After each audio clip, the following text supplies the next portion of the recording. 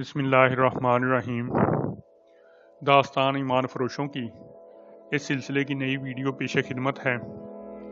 तमाम सामीन से गुजारिश है कि वीडियो को लाइक करें, चैनल को सब्सक्राइब करें और बेल आइकन को भी प्रेस कर दें ताकि हर नई आने वाली वीडियो आपको वक्त पर मिलती रहे। लोग पूरी तरह मशहूर हो गए तो कहीं से गूंजदार आवाज़ उठी, वो आ गया है जिसे खुदा ने आसमान से उतारा है। अपने दिल और दिमाग ख्यालों से खाली कर दो, वो तुम्हारे दिलों और दिमागों में खुदा की सच्ची बातें उतारेगा। पर्दों में जुम्बश हुई, पर्दों में से एक इंसान नमूदार हुआ। वो था तो इंसान ही, लेकिन इस मुतरन्नम और मरऊब माहौल में और इन रोशनियों में वो किसी बुलंदो बाला जहान की मखलूक लगता था। उसके सर के बाल भूरे, रेशमी और लंबे थे जो उसके शानों पर पड़ते थे। बालों में चमक थी, चेहरा भुरभुरा और सुर्ख सफेद दाढ़ी सलीके से तराशी हुई थी। ये भी भूरे रंग की थी। जिस्म गुठा हुआ और इस पर सब्ज चोगा था। चोगे पर परों की तरह सितारे थे जो रोशनियों में चमकते थे। ऐसी ही चमक उसकी आंखों में थी। उसके सरापा में ऐसा तासर था जिसने लोगों को मजबूत कर दिया। उसके साथ साजों का गूंजता तरन्नम और बहुत सी आवाज़ों के गुनगुनाने की गूंज, मगर जिसने लोगों को दमबखुद किया वो उन कहानियों का असर था जो वो कभी से सुन रहे थे। इन मोजज़ाती कहानियों की सनसनी खेजी ने इनकी सोचों पर गलबा पा रखा था। उस रात उसे अपने सामने देखकर उन्होंने पहले तो सर झुकाए, फिर हाथ इस तरह पेट पर बांध लिए जिस तरह नमाज में बांधे जाते हैं। उसने पर्दों के सामने खड़े होकर बाजू ऊपर को फैलाए और कहा, तुम पर उस खुदा की रहमत नाज़िल हो जिसने तुम्हें दुनिया में उतारा, जिसने तुम्हें आंखें दी कि देख सको, जिसने तुम्हें कान दिए कि सुन सको, जिसने तुम्हें दिमाग दिया कि सोच सको, जिसने तुम्हें जुबान दी कि बोल सको। मगर तुम ही जैसे इंसानों ने, जिनकी आंखें तुम्हारी तरह हैं, जुबानें तुम्हारी तरह हैं, तुम्हें गुलाम बनाकर खुदा की नेमतों से और दुनिया की आसाइशों से महरूम कर दिया है। अब तुम्हारा ये हाल है कि तुम्हारी आंखें देख सकती हैं मगर तुम्हें कुछ नजर नहीं आता। तुम्हारे कान सुन सकते हैं मगर ये सच बात नहीं सुनते। तुम्हारा दिमाग सोच सकता है मगर इसमें वहम और झूठे किस्से भरे हुए हैं। तुम्हारी ज़बानें बोल सकती हैं मगर उनके खिलाफ एक कलमा नहीं कह सकती। जिन्होंने तुम्हें गुलाम बना लिया है, उन्होंने तुम्हें तुम्हारे घोड़े और ऊंटों को और तुम्हारे जवान बेटों को खरीद लिया है। वो तुम्हारे बेटों को इस तरह लड़ाते हैं जिस तरह कुत्तों को लड़ाया जाता है। वो तुम्हारे घोड़ों और ऊंटों को तीरों और बंशियों से छलनी करवा के मरवाते हैं। तुम्हारे बेटों को मरवा कर रेगिस्तानों में फेंक देते हैं जहाँ मुर्दे खाने वाले परिंदे और दरिंदे खा जाते हैं। मैं वो आंख हूँ जो आने वाले वक्त को देख सकती है और देख सकती है कि इंसानों के दिलों में क्या है। मैं वो कान हूँ जो खुदा की आवाज़ सुन सकता है। मैं वो दिमाग हूँ जो बनी नो इंसान की भलाई की सोचता है। और मैं वो ज़ुबान हूँ जो खुदा का पैगाम सुनाती है। मैं खुदा की ज़ुबान। क्या तू लाफानी भी है जिसे मौत नहीं आएगी? मजमे में से एक आवाज़ उठी। लोग दमबखुद हो गए। बाज डर भी गए। किस शख्स ने इस मुकद्दस इंसान की बात काटकर उस मुसीबत को आवाज दी है जो गांव पर नाज़िल होगी। तुम अजमा लो, उसने कहा, मेरे सीने में तीर मारो। उसकी आवाज में और अंदाज में जादू का असर था। उसने फिर कहा, यहाँ कोई तीर अंदाज है तो मेरे सीने में तीर चलाए। हजूम पर सन्नाटा तारी हो चुका था। उसने गुस्सीली और बुलंद आवाज से कहा, मैं हुक्म देता हूँ कि यहाँ जिस किसी के पास तीरो कमान है वो सामने आ जाए। चार तीर अंदाज जो सादिया के गांव के रहने वाले नहीं थे आहिस्ता आहिस्ता आगे आए। वो डरे सहमे हुए थे। उसने कहा, 30 कदम गिनकर चारों तरफ मेरे सामने खड़े हो जाओ। उन्होंने 30 कदम गिने और उसकी तरफ मुंह करके खड़े हो गए। कमानों में तीर डालो। चारों ने तुर्कशों में से एक तीर निकालकर कमानों में डाल लिया। मेरे दिल का निशाना ले लो। उन्होंने कमाने सीधी करके निशाना ले लिया। ये सोचिए बगैर कि मैं मर जाऊंगा, पूरी ताकत से कमाने खींचो और तीर चलाओ। उन्होंने कमाने झुका ली। उन्होंने यही सोचा था कि वो मर जाएगा। मेरे दिल का निशाना लेकर तीर चलाओ, उसने गर्ज कर कहा। वहां जहां खड़े हो वहीं शोले बनकर भूसम हो जाओगे। तीरंदाजों ने अपनी मौत के डर से फौरन कमाने ऊपर कर ली और उसके दिल का निशाना लिया। देखने वाला हजूम इस तरह खामोश था जैसे वहां कोई भी जिंदा नहीं था। साजों का तरन्नम इस कुव्वत में कुछ ज्यादा ही सहरा, अगी और पुरसोज हो गया था। इसके साथ ऐसे इंसानों की मुतरन्नम गूंज फिर उभरी जो कहीं नजर नहीं आते थे। इस शहर आगी मौसीकियत में चार कमानों की पिंग पिंग की आवाजें बड़ी साफ सुनाई दी। चारों तीर उस मुकद्दस इंसान के दिल के मकाम पर पेवस्त हो गए। वो खड़ा रहा। उसके बाजू ऊपर और कुछ दाएं बाएं फैले हुए थे। उसके होंठों पर मुस्कुराहट आ गई।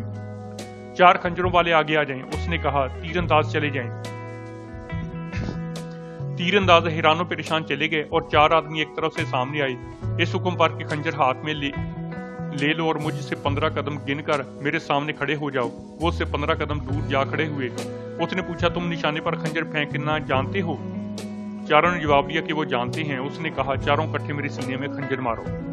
چاروں نے پوری طاقت سے خنجر اس پر پھینکے۔ چاروں خنجر اس کے سینے میں لگے اور وہیں رہے۔ خنجروں کی نوکیں اس کے سینے میں اتری ہوئی تھیں اور وہ کھڑا مسکرا رہا تھا۔ ہجوم سے آوازیں سنائی دینے لگی، آفرین، اس کے قبضے میں موت کے فرشتے ہیں۔ کیا اسے جواب مل گیا ہے جس نے پوچھا تھا کہ میں لافانی ہوں؟ اس نے پوچھا۔ ایک آدمی جو صحرائی لباس میں تھا دوڑتا ہوا گیا اور اس کے قدموں میں سجدہ ریز ہو گیا۔ اس نے جھک کر اسے اٹھایا اور کہا، کیا تجھ پر خدا کی رحمت ہو؟ تو پھر تو مردے میں بھی جان ڈال سکتا ہے۔ ایک بوڑھے دیہاتی نے آگے آ کر کہا، خدا نے مجھے ایک ہی بیٹا دیا تھا، وہ جوانی میں مر گیا۔ مجھے کسی نے بتایا تھا کہ تو مرے ہوئوں کو زندہ کر دیتا ہے۔ میں اپنے بیٹے کی لاش اٹھا کر بہت دور سے آیا ہوں، میرے بڑھاپے پر رحم کر اسے زندہ کر دے۔ بوڑھا دھانے مار کر رونے لگا۔ چار آدمی کفن میں لپٹی ہوئی ایک لاش آگے لائے۔ لاش درخت کی ٹیڑھی ٹہنیوں کے بنے ہوئے اسٹریچر پر پڑی تھی۔ انہوں نے لاش اس کے آگے رکھ دی۔ اس نے کہا، ایک مشعل لو، لاش کو اٹھاؤ اور تمام لوگوں کو دکھاؤ، کوئی یہ نہ کہے کہ یہ پہلے ہی زندہ تھا۔ لاش سب کے سامنے سے گزاری گئی۔ اس کے منہ سے کفن ہٹا دیا گیا تھا۔ ایک آدمی ہاتھ میں مشعل لیے ساتھ ساتھ تھا۔ سب نے دیکھا کہ اس کا چہرہ لاش کی طرح سفید تھا، آنکھیں آدھ کھلی ہوئی اور منہ بھی آدھا کھلا ہوا تھا۔ سب نے لاش دیکھ لی تو اسے اس مقدس انسان کے سامنے رکھ دیا گیا۔ موسیقی کی لے بدل گئی اور پہلے سے زیادہ پرسود ہو گئی۔ اس نے بازو آسمان کی طرف کیا اور بلند آواز سے پکارا، زندگی اور موت تیرے ہاتھ میں ہے، میں تیرے بیٹے کا بیٹا ہوں۔ تو نے اپنے بیٹے کو سولی سے اتارا اور مجھے سلیب کا تقدس عطا کیا تھا۔ اگر تیرا بیٹا اور اس کی سلیب سچی ہے تو پھر مجھے قوت دے کہ میں اس بد نصیب بوڑھے کے بیٹے کو زندگی دے سکوں۔ اس نے جھک کر لاش کے کفن پر ہاتھ پھیرا، منہ سے کچھ بڑھایا، پھر لاش کے اوپر ہوا میں اس طرح دونوں ہاتھ پھیرے کہ اس کے ہاتھ کانپ رہے تھے۔ کفن پھڑپڑانے لگا۔ مقدس انسان ہوا میں اس پر ہاتھ پھیرتا رہا۔ کفن اور زور سے پھڑپڑایا۔ بعض لوگ اس قدر ڈر گئے کہ ایک دوسرے کے قریب ہو گئے۔ عورتوں میں سے کسی عورت کی چیخ بھی سنائی دی۔ یہ منظر اس لیے بھی بھیانک بن گیا تھا کہ مردے کو زندہ کرنے والے کے سینے میں 4 تیر اور 4 خنجر اترے ہوئے تھے۔ کفن میں کچھ اور ہی حرکت ہوئی۔ لاش بیٹھ گئی۔ اس نے ہاتھ کفن سے باہر نکالے، ہاتھوں سے کفن میں سے چہرہ ننگا اور آنکھیں مل کر کہا، کیا میں عالم پاک میں پہنچ گیا ہوں؟ نہیں۔ اسے زندہ کرنے والے نے سہارا دے کر اٹھایا اور کہا، تم اسی دنیا میں ہو جہاں تم پیدا ہوئے تھے، جاؤ اپنے باپ کے سینے سے لگ جاؤ۔ باپ نے دوڑ کر اپنے بیٹے کو بازوؤں میں لے لیا۔ بے تابی سے اس کا منہ چوم چوم کر اس نے زندہ کرنے والے کے آگے سجدہ کیا۔ لوگ جو بیٹھے ہوئے تھے اٹھ کھڑے ہوئے، وہ آپس میں پھسر پھسر کر رہے تھے۔ ان کے سامنے کفن میں لپٹی ہوئی لاش اپنے پاؤں پر چل رہی تھی۔ مردہ زندہ ہو گیا تھا۔ باپ نے اسے سارے ہجوم کے سامنے سے گزارا تاکہ سب دیکھ لیں کہ وہ زندہ ہو گیا ہے۔ لیکن میں اور کسی مردے کو زندہ نہیں کروں گا۔ اس نے کہا، زندگی اور موت اللہ کے ہاتھ میں ہے۔ تم لوگوں کو صرف یہ دکھانے کے لیے کہ میں خدا کا ایلچی بن کر آیا ہوں، ابھی خدا سے اجازت لی ہے کہ تھوڑی سی دیر کے لیے مجھے طاقت دے دے کہ میں مرے ہوئے انسان میں جان ڈال سکوں۔ خدا نے مجھے طاقت دے دی۔ کیا تم جنگ میں مرے ہوئے سپاہی کو زندہ کر سکتے ہو؟ مجمع میں سے کسی نے پوچھا، نہیں۔ اس نے جواب دیا، جنگ میں مرنے والوں سے خدا اتنا زیادہ ناراض ہوتا ہے کہ انہیں دوسری زندگی نہیں دیتا۔ اگلے جہان وہ انہیں دوزخ کی آگ میں پھینک دیتا ہے۔ مرد کسی کو قتل کرنے کے لیے پیدا نہیں کیا گیا، بلکہ اس لیے پیدا کیا گیا ہے کہ جس طرح اسے ایک باپ نے پیدا کیا ہے، اسی طرح وہ بھی کسی کا باپ بنے۔ اسی لیے تمہیں کہا گیا کہ 4 بیویاں رکھو۔ مرد اور عورت کا یہی کام ہے کہ بچے پیدا کریں، اور جب بچے بڑے ہو جائیں تو ان سے بچے پیدا کرائیں، یہی عبادت ہے۔ جس وقت وہ معجزے دکھا رہا تھا، اس وقت 2 آدمی ٹیلے کے پیچھے اس جگہ چھپے ہوئے تھے جہاں رنگ برنگے خیمے نصب تھے۔ کسی خیمے میں سے لڑکیوں کی باتیں اور ہنسی سنائی دے رہی تھی۔ یہ 2 آدمی امام اور محمود بن احمد تھے۔ محمود کو یقین تھا کہ سعدیہ یہیں کہیں ہے۔ محمود میں اتنی مذہبی سوجھ بوجھ نہیں تھی، وہ خدا کے ایلچی کے متعلق کوئی رائے قائم کرنے کے قابل نہیں تھا۔ امام نے کہا تھا کہ کوئی انسان مرے ہوئے کو زندہ نہیں کر سکتا۔ اس نے توجہ ہی نہ دی تھی کہ یہ پراسرار آدمی لوگوں کو کیا کچھ کر کے دکھا رہا ہے۔ اس نے اس سے یہ فائدہ اٹھایا تھا کہ لوگ اس کی گرامہ دیکھنے میں مگن ہیں، اس لیے پیچھے جا کر یہ دیکھا جائے کہ اس میں راز کیا ہے۔ اس کی توجہ صرف سعدیہ پر تھی۔ محمود صرف سعدیہ کو ڈھونڈ رہا تھا۔ خیموں کی جگہ اندھیرا تھا، صرف 3 خیموں میں روشنی تھی۔ تینوں کے پردے دونوں طرف سے بند تھے۔ وہاں پہرے کا کوئی خاص انتظام نہیں تھا۔ وہ 3 مرد کہیں باتیں کر رہے تھے۔ یہ خطرہ صاف نظر آ رہا تھا کہ وہ دونوں کسی کو نظر آ گئے تو وہ زندہ نہیں رہیں گے۔ ٹیلے کی دوسری طرف سے اس کی آواز سنائی دے رہی تھی اور سازوں کا ترنم بھی سنائی دے رہا تھا، لیکن یہ پتہ نہیں تھا کہ سازندے کہاں ہیں۔ امام اور محمود نے روشنی والے خیمے کے قریب جا کر لڑکیوں کی باتیں سننے کی کوشش کی۔ ان کی باتوں نے ان کا حوصلہ بڑھا دیا۔ ایک جسمانی آواز کہہ رہی تھی، یہاں بھی تماشا کامیاب رہا ہے۔ ایک اور لڑکی نے کہا، بڑی ہی جاہل قوم ہے۔ मुसलमानों को तबाह करने का तरीका यही है कि उसे शोभते दिखाकर तोहम परस्त बना दो। ये एक और औरत की आवाज थी। मालूम नहीं वो किस हाल में है। कौन? नई चिड़िया, एक लड़की ने कहा। तुम सबको मानना पड़ेगा कि वो हम सबसे ज्यादा खूबसूरत है। वो आज दिन को भी रोती रही थी, किसी लड़की ने कहा। आज रात उसका रोना बंद हो जाएगा, एक लड़की ने कहा। उसे खुदा के बेटे के लिए तैयार किया जा रहा है, लड़कियों का कहका सुनाई दिया। एक ने कहा, खुदा भी क्या याद करेगा कि हमने उसे कैसे बेटा बना दिया है, कमाल इंसान है। इसके बाद लड़कियों ने आपस में फहश बातें शुरू कर दी। इमाम और महमूद समझ गए कि नई चिड़िया सादिया ही हो सकती है। इन्हें बहरहाल यकीन हो गया कि ये सब शुभताबाजी है और ये ढोंग पसमानदा मुसलमानों को गुमराह करने के लिए रचाया जा रहा है। इमाम ने महमूद के कान में कहा, इन लड़कियों की उड़ियां बातें और शराब की बू बता रही है कि ये कौन लोग हैं और यहाँ क्या हो रहा है। हम वैसे ही नहीं भटक रहे। वो दोनों बड़े खेमे के करीब चले गए। ये खेमा एक टीले के साथ था और ये टीला तकरीबन अमूदी था। टीले और खेमे के पिछले दरवाजे के दरमियान एक आध गज फासला था। उन्होंने इस जगह जाकर देखा, खेमे के पर्दे दरमियान से रस्सियों से बंधे हुए थे। एक आंख से अंदर झांकने की जगह थी। उन्होंने झांका तो उनके शकूक रफा हो गए। अंदर एक लंबी मसंद थी जिस पर खुशनुमा मसंद पोश बिछा हुआ था। फर्श पर कालीन बिछा था और 2 कंदीलें जल रही थी। एक तरफ शराब की सराही और प्याले रखे थे। अंदर की सजावट और शान शौकत से पता चलता था कि मुश्तबा काफले के सरदार का खेमा है। सादिया के पास एक औरत और एक मर्द था। सादिया को दुल्हन की तरह सजाया जा रहा था।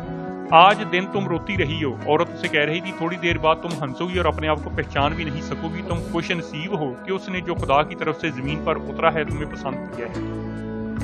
वो सिर्फ तुम्हारे लिए यहाँ आया है। उसने तुम्हें 20 रोज की मुसावत जितनी दूर से गैब की आंख से देखा था। तुम्हारे गांव में उसे खुदा लाया है। अगर ये ना आता तो तुम किसी सराई गुडरिये के साथ ब्याह दी जाती या तुम्हें बुर्दा फरोशों के हाथ पेश किया जाता। सादिया पर इन बातों का जादू सवार होता जा रहा था। वो खामोशी से सुन रही थी। महमूद जोश में आ चला था। इमाम ने उसे रोक लिया। वो देखना चाहता था कि सादिया को किसके लिए तैयार किया जा रहा है। ज्यादा देर नहीं गुजरी थी कि टीले की दूसरी तरफ से किसी ने ऐलान किया, वो जो खुदा का भेजा हुआ पैगंबर है और जिसके हाथ में हम सब की जिंदगी और मौत है और जिसकी आंख गैब के भेद देख सकती है, तारीक रात में आसमान पर जा रहा है। जिसके सितारे खुदा की आंख की तरह रोशन है। तुम में से कोई आदमी उस तरफ ना देखे जहाँ खेमे लगे हुए हैं। कीड़ों के ऊपर कोई ना जाए। जिस किसी ने उस तरफ जाने या देखने की कोशिश की, वो हमेशा के लिए अंधा हो जाएगा। कल रात वो तो सम की मुरादें सुनेगा। इमाम और महमूद वहीं खड़े रहे। खेमे के अंदर जो मर्द औरत थे, उन्होंने सादिया को एक बार फिर नसीहत की कि वो आ रहा है, उसके सामने कोई बदतमीजी ना करना। वो आ गया। वो सामने की तरफ से खेमे में दाखिल हुआ। इमाम और महमूद ये देखकर हैरान रह गए कि उसके सीने में 4 तीर और 4 खंजर उतरे हुए थे। सादिया ने तीर और खंजर देखे तो उसने खौफ से कानों पर हाथ रख लिए। इसकी हल्की सी चीख सुनाई दी। मुकद्दस इंसान मुस्कुराया और बोला, डर मत लड़की, ये मुजज़ा मुझे खुदा ने दिया है कि मैं तीरों और खंजरों से मार नहीं सकता। वो सादिया के साथ लगकर बैठ गया। मैंने ये शोभा एक बार काहरा में देखा था। इमाम ने महमूद के कान में कहा, तुम भी डर न जाना, मैं जानता हूँ तीर और खंजर कहाँ फंसे हुए हैं। वो उठा और खेमे का पर्दा रस्सियों से बांध दिया। उधर महमूद और अहमद इमाम ने अपनी तरफ से खेमे का पर्दा खोल दिया। उन्होंने नताइज की परवाह न की, दबे पांव अंदर गए। यूं ही वो शख्स पीछे मुड़ा। वो इमाम और महमूद की शिकंजे में आ चुका था। महमूद ने दबी आवाज में सादिया से कहा, तुम जिस पर तुम बैठी हो इसका कपड़ा इसके ऊपर डाल दो। सादिया तो जैसे सुन्न हो गई थी। उसने मसंद पोश उतार कर उस आदमी पर डाल दी। इसका जिस्म ताकतवर नजर आता था, मगर इमाम और महमूद ने उसे बुरी तरह जकड़ लिया था। फिर इसके ऊपर कपड़ा डालकर बांध दिया गया। कंदीलें बुझा दी गईं। इमाम के कहने पर पहले सादिया बाहर निकली। अपने कैदी को महमूद ने अपने कंधों पर फेंक दिया। इमाम हाथ में खंजर लिए आगे आगे चला। वो सब जिस तरफ से खेमे में दाखिल हुए थे, इसी तरफ से बाहर निकल गए। पकड़े जाने का खतरा हर कदम पर था, लेकिन उन्होंने ऐसा रास्ता इख्तियार किया जो इन्हें फौरन खतरे से बाहर ले गया। अंधेरे ने उनकी बहुत मदद की। उन्हें दूर का चक्कर काट कर गाँव में दाखिल होना पड़ा। वो मस्जिद में चले गए।